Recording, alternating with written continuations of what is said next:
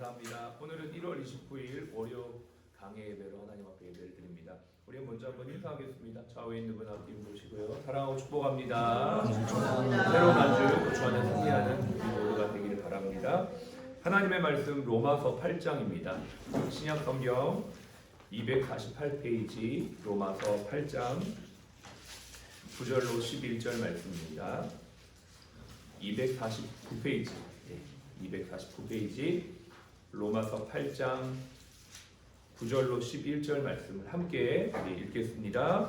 만일 너희 속에 하나님의 영이 거하시면 너희가 육신에 아니하고 영에 있나니 누구든지 그리스도의 영이 없으면 그리스도의 사람이 아니라. 또 그리스도께서 너희 안에 계시면 몸은 죄로 말미암아 죽은 것이나 영은 의로 말미암아 살아있는 것이니라. 예수를 죽은 자 가운데서 살리신 이의 영이 너희 안에 거하시면 그리스도 예수를 죽은 자 가운데서 살리신 이가 너희 안에 거하시는 그의 영으로 말미암아 너희 죽을 몸도 살리시리라.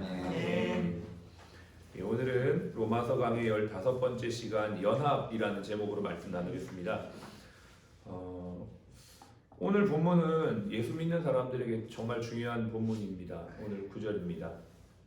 우리가 이제 예수를 믿고 어떻게 우리의 생명이 거듭났는지, 우리의 생명이 어떻게 하나님의 생명과 연합이 됐는지를 잘 말해주고 있는 것이죠. 오늘의 본문에서 우리가 정말 좀 주의 깊게 봐야 되는 단어는 안에라는 단어입니다. 안에 혹은 속에. 여러분 오늘 읽었던 이 9절부터 11절까지의 말씀에 보면 너희 안에 그리스도의 영이 이렇게 표현이 되어 있거든요. 그러니까는 우리가 이제 여기에서 좀 정리를 확실히 해야 될 부분들이 있는데요.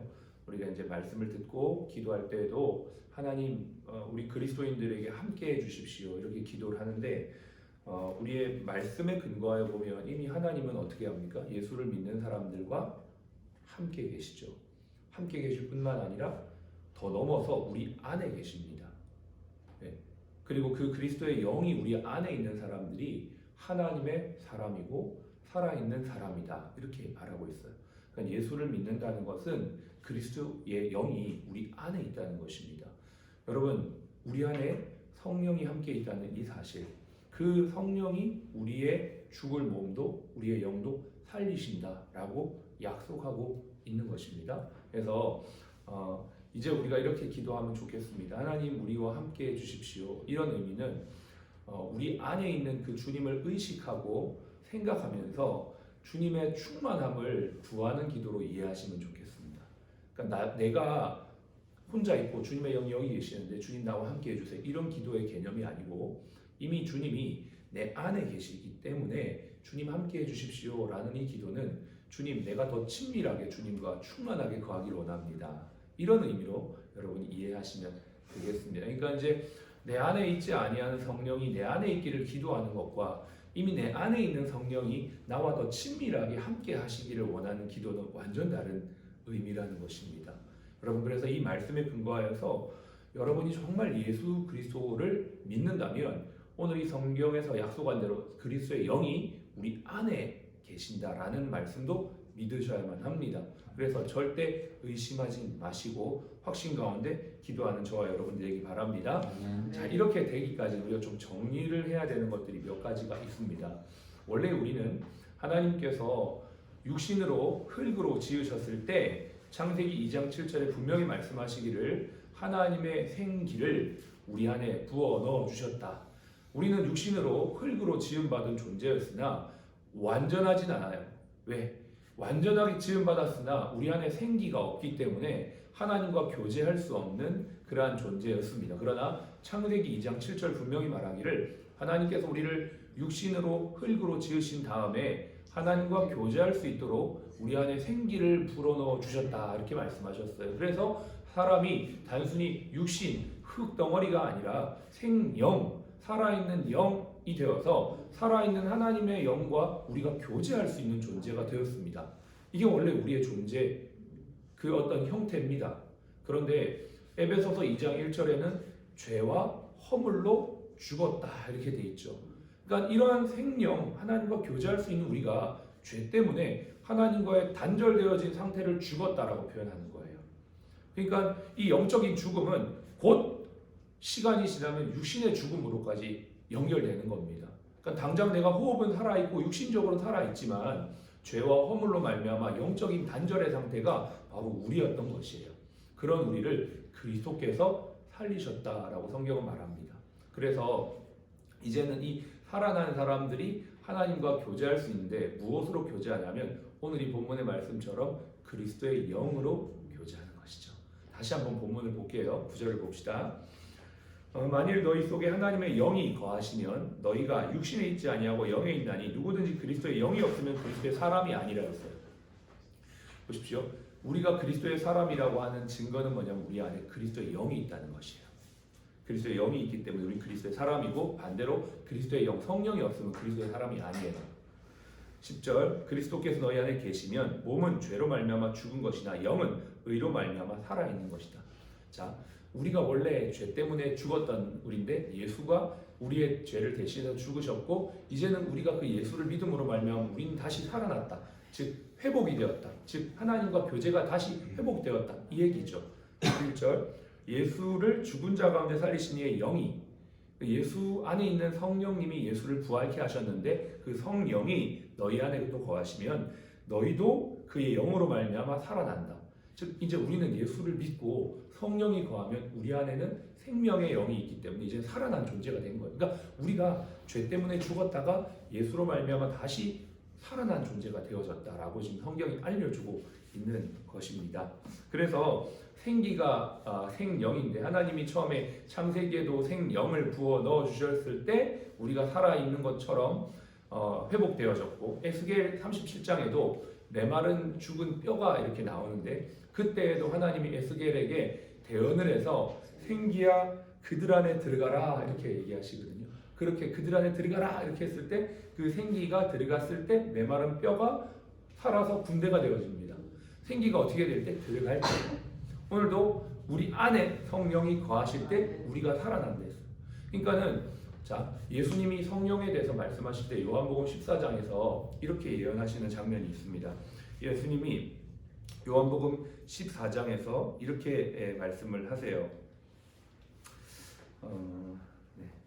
그는 진리의 영이라 세상은 능히 그를 받지 못하나니 이는 그를 보지도 못하고 알지도 못합니다. 그러나 너희는 그를 아나니 그는 너희와 함께 거하시며 또 너희 속에 계시겠습니다. 여러분 이 말씀을 잘 생각해 보셔야 됩니다. 14장 17절인데요. 그는 너희와 함께 거하시며 이거는 시제상으로는 현재 시제로 표현되어 있어요. 함께 거한다는 것은 구약시대부터 지금까지 성령님은 늘 함께 있었다는 것을 말합니다. 구약시대에도 성령의 역사가 있었죠.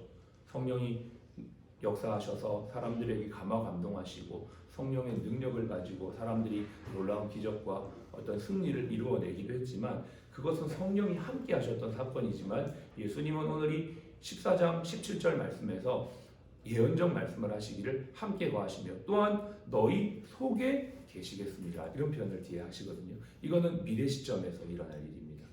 지금 이때는 아직 성령님이 오시지 않은 시점이에요. 예수님께서 부활하고 승천한 이후에 약속하신 성령을 보내주시겠다고 하신 그 시점, 즉 미래 시점에 너희 속에 계시겠다라고 하시는 말씀이에요. 그러니까 요한복음 14장 17절을 잘 정리해서 보면 성령님은 구약시대부터 지금 이 시점까지 늘 함께 하셨지만 이제 어느 순간 어느 시점에 너희 속으로 들어오실 건데 그 시점이 언제냐면 구속사적으로 봤을 때는 오순절 마가 다락방 역사 그 시점입니다. 그러니까 성령이 늘 함께 있었어요. 함께 하지 않은 게 아니에요. 그러나 그 성령이 이제는 각 사람의 영 안으로 들어간다라고 하시는 그 미래 시점에서의 예언적 말씀을 요한복음 14장 17절에서 예수님이 십자가 지시기 전 시점에 말씀하시는 거예요. 그러면서 진리의 영이 그렇게 오시겠다라고 예언하시고 사도행전 1장에 보면 아버지께서 약속하신 성령이 거할 때까지 너희는 여기 떠나지 말고 기다리고 기도하고 준비하고 있으라고 하셔요. 그리고 오순절날이 이미 이름에 성령이 각 사람에게 불같이 임하여서 각 사람 위에 임하였더라 이렇게 돼 있죠. 그러니까 그때부터는 성령이 함께 하시는 위드의 개념을 넘어 내주하시는 성령이 되는 겁니다. 성령이 그때부터 각 사람의 마음 가운데 들어가시는 거예요. 여러분 이것이 바로 성령의 내주라고 표현을 하는 겁니다. 성령이 내 안에 거하신다. 그것이 바로 오늘 이 본문의 말씀입니다. 하나님의 영이 너희 안에 계시면 너희는 살아있는 영이 된다. 그래서 오순절 마가 다락방 그 시점부터는 이제 성령이 우리 안에 오십니다. 근데 어떻게 안으로 들어오시냐면 지금 2장에 분명히 사도 베드로가 설교합니다. 진짜 위대한 설교죠. 정말 물고기만 잡았다는 베드로가 성령 충만 받고 나니까 막 구약의 예언적 사건들을 막 요엘서를 선포하면서 그것이 막 깨달아지는 거예요. 이제 요엘에서 말했던 그 마지막 날에 하나님의 영이 임하여서 모든 사람들이 회개하고 돌이키겠다고 했던 그 요엘 선지자의 예언이 이 사건이구나라고 이게 탁 깨달아지면서 막 선포하면서 우리가 지금 각 사람에게 임하니 성령을 너희도 받을 수 있다. 그러면서 받는 방법에 대해서 말씀하십니다. 중요합니다. 너희가 예수를 주와 그리스도로 시인하여 회개해야 된다. 두 번째, 각 사람이 죄 사함을 받는 침례, 세례 받아야 된다. 그러면 성령의 침례를 받게 된다. 성령을 선물로 받게 된다. 이렇게 되어 있어요. 세 가지입니다. 여러분, 우리가 우리 안에 우리 몸 안에 하나님의 영이 들어오는 방법은 세 가지. 첫 번째, 예수님을 주와 그리스도로 믿어야 돼요. 내가 이때까지 내 인생의 주인 되어 살아왔던 것들을 회개해야 돼요. 그리고 예수님만이 나의 메시아고 나의 구원자인 것을 믿어야 됩니다. 예수도 구원자고 석가모니도 구원자고 마호메트도 구원자고 아니고요. 예수 그리스도만이 나의 주인이시오 나의 하나님이심을 확실하게 믿고 회개해야 합니다. 회개한 사람들이 받는 게 뭐냐면 물침례입니다. 나는 죽고 이제 난 예수로 살겠습니다. 정말 내가 이때까지 내가 주인 되어 살아왔던 것들을 회개합니다. 저는 침례교 목사이기 때문에 세례를 주지 않습니다. 그냥 침례를 줍니다. 똑같이 예수님이 하신 것처럼 우리는 물속에 들어가서 나는 죽고 예수님과 함께 살아납니다. 라는 것을 시인하는 그런 어떤 모습이 바로 침례 받는 것이죠. 세례 받는 것이죠. 그러면 성령의 선물을 받는다. 성령을 선물로 받는다 했어요. 그때 성령이 우리 안에 내주하시는 거예요. 내가 예수를 정말 나의 주 나의 하나님으로 회개하고 믿을 때 내주하시는 성령이 내 안에 들어오시고 그 사람은 이제 하나님의 영으로 구원을 받게 되는 것입니다. 하나님의 사람이 되는 것입니다. 여기에서 우리는 정리를 좀 해야 되죠. 자, 그래서 성령 세례, 성령 침례는 성령 내주와 같은 개념이에요. 사도행전 2장 38절에 너희가 그러면 성령의 세례를 받는다 이렇게 돼 있는데 그거는 성령이 너희한테 들어온다 이 얘기예요. 누구를 어떻게 할 때? 예수님을 나의 주 나의 하나님으로 영접할 때. 예, 첫 번째 제일 중요한 단계 여기입니다. 두 번째, 그렇게 예수님을 믿은 사람들은 뭘 받아야 되냐면 세례 혹은 침례를 받아야 됩니다. 네, 이건 굉장히 중요한 것입니다. 예수님도 공생의 사역을 시작할 때 세례와 침례를 받으셨죠. 정확하게 말하면 침례 받으셨어요. 네. 그리고 성령이 비둘기처럼 임하시고 성령 침례를 받으시고 이제 공생의 사역을 시작하시는 것처럼 예수 믿는 사람들은 정말 회개했습니다 라는 사람들은 꼭 침례 혹은 세례를 받으셔야 합니다. 그러면 성령이 내 안에 오시죠. 이제는 내 안에 함께 하시는 성령이 있는 겁니다. 그래서 이 성령이 있는 사람들의 특징이 뭐냐면 감화, 감동, 깨달음이 있어요. 하나님의 말씀이 느껴지고 들려지고 믿어지고 이제는 그 말씀이 내 삶을 변화시키고 이제 내 삶이 좀 더디더라도 변화가 됩니다. 근데 이제 여기에서 조금 더 나아가는 개념이 있습니다. 그게 뭐냐면 성령 체험입니다. 성령 체험은 은사나 어떤 특별한 하나님의 역사를 내가 직접 경험하는 겁니다. 저는 여러분들이 이 성령 체험도 받으시기를 바랍니다. 네, 저는 예수를 안 믿다가 예수를 믿었기 때문에 나중에 성령 체험을 했거든요. 성령 체험에서는 성령의 은사도 있고 어떤 여러 가지 어떤 하나님의 초자연적인 어떤 능력들을 경험하게 되어서 이러한 것의 유익은 뭐냐면 절대 신앙이 흔들리지 않습니다. 그리고 은사를 경험하기 때문에 그 은사를 통한 하나님과의 교제가 더 충만해집니다. 여러분이 성령 체험하시기를 바라고요. 그리고 성령 충만이라는 개념이 있습니다. 성령 충만은 뭐냐면 매일매일 주님과 동행하는 삶의 연장선, 지속적인 삶의 모습을 성령 충만이라고 말합니다. 그래서 성령 내주, 성령 체험, 성령 충만이 이러한 개념이고요. 우리에게 제일 중요한 첫 번째 단계는 역시나 성령 내주죠.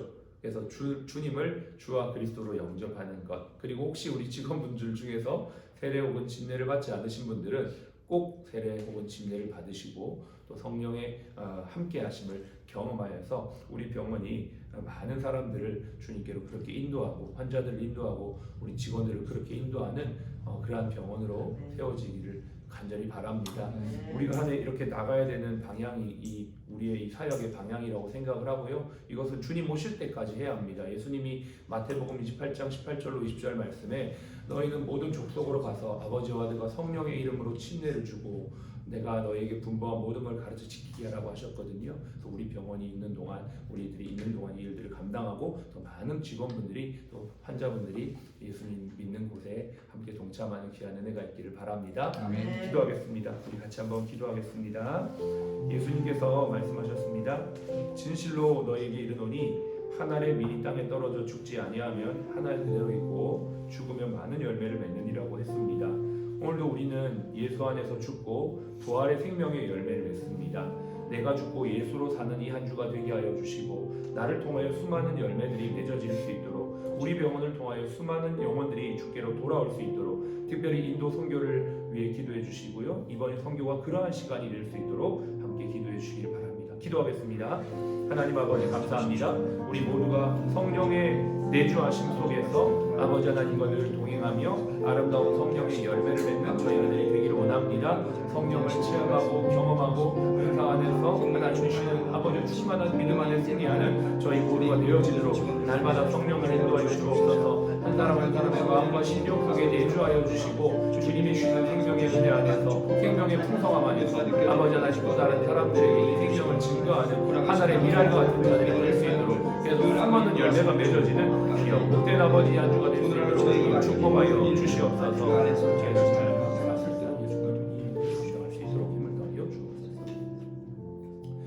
하늘의 미랄이 땅에 떨어져서 수많은 열매를 맺듯이 여기 있는 분들 한 분 한 분을 통하여 성령의 생명의 열매가 풍성히 맺혀 있는 이 한 주 한 달이 되도록 축복하여 주옵소서.